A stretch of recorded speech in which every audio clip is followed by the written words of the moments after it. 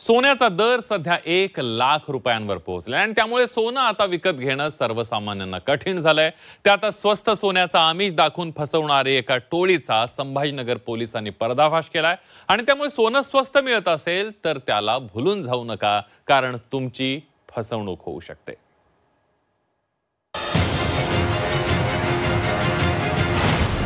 स्वस्त सोनं विकत घेतात, सावधान।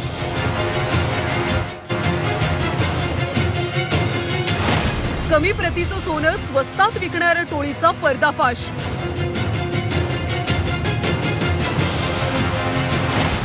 स्वस्तात सोनं विकणाऱ्यांचा अनेकांना गंडा। 700 रुपये पर ग्रॅम मार्केटपेक्षा तुम्हाला कमी रेट मध्ये भेटणार आहे। तुम्ही माझ्याकडनं घ्या आणि लगेच विका। तुम्हाला 1 मिनिटात तुम्हाला 700 रुपयाचा पर ग्रॅम मध्ये फायदा होणार। संभाजीनगरमध्ये सोशल मीडियावर स्वस्तात सोनं विक्रीची जाहिरात करणारा हा व्हिडिओ धुमाकूळ घालतोय।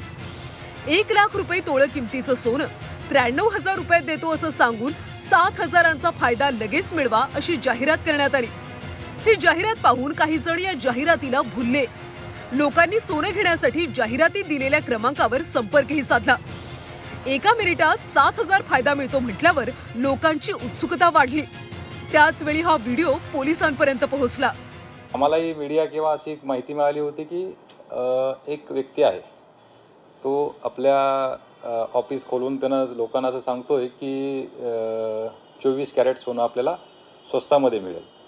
आणि मग ते जाहिरात बघितल्यानंतर याच्यामध्ये काहीतरी इकॉनॉमिक ऑफेन्स किंवा लोकांना फ्रॉडुलंटली फसवण्याचा उद्देश दिसतो असं लक्षात आल्यानंतर गुन्हे शाखेची टीम तिथं पाठवण्यात आली होती आणि त्यानंतर त्यांनी तो संबंधित व्यक्ती आहे त्याला ताब्यात घेतलं। विचारपूस केल्यानंतर असं समजलं की 24 कॅरेटचं जे सोनं आहे ते सोनं घेतल्यानंतर त्याच्यात काहीतरी इतर धातू, चांदी किंवा इतर धातू मिक्स करायचे आणि मिक्स केल्यानंतरनं ते त्याचं कॅरेट किंवा त्याची प्युरिटी कमी होणार आणि ते विकताना परत 24 कॅरेटचं म्हणूनच विकायचं।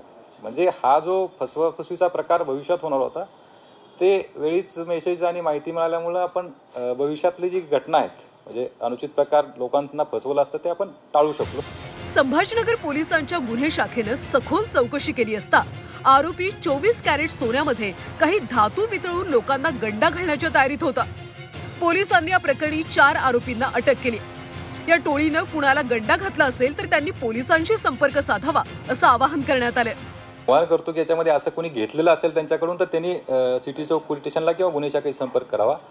फक्त हा फ्रॉडुलंट प्रकार आम्हाला निर्देशांचा होता, ते किती घेतलं होतं, कुणी घेतलं होतं किंवा याच्यामध्ये कोणी कस्टमर इन्व्हॉल्व आहे का किंवा त्यांनी घेतलेलं आहे का, ऍक्च्युअली फसवलेलं आहे का हे तपासण्यात येईल।